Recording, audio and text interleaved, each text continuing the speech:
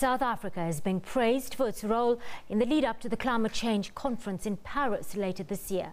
It's less than 50 days to go to COP21, where binding treaties are expected to be sealed. Speaking exclusively to SABC News in New York, the Executive Secretary of the UN's Framework Convention on Climate Change was optimistic that Paris would indeed deliver on expectations.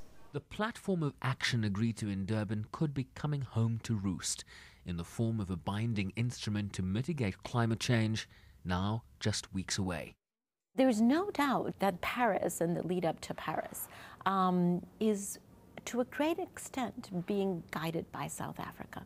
First, because it was in Durban that this mandate was taken by all countries to eventually, to over several years, negotiate a legally binding agreement with each other. So, you know, the birthplace was definitely in South Africa under the baton of Minister Mashabane. The Durban platform set out a formal process towards an international agreement culminating by the Paris 2015 deadline. It effectively secured a clean development mechanism and produced a second commitment period for the Kyoto Protocol beyond its expiration in 2012. And while much work remains before the French conference, only optimism from the woman overseeing it all. We're still optimistic because we have no reason not to be. That's as simple as that. We still have 195 countries that are fully committed to reaching an agreement in Paris.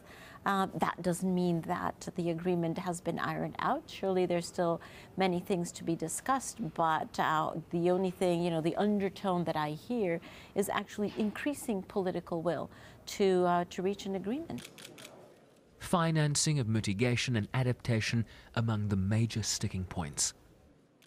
Common but differentiated responsibilities is the main principle at play when it comes to financing this aspect of a much broader developmental agenda. The Green Climate Fund needs to be resourced to the tune of $100 billion annually by the year 2020, when the agreement adopted in Paris comes into force. As the developed and developing world try to find a balance between historical responsibility and equitably securing the future of the planet moving forward. Sherwin Brycepees, SABC News, New York.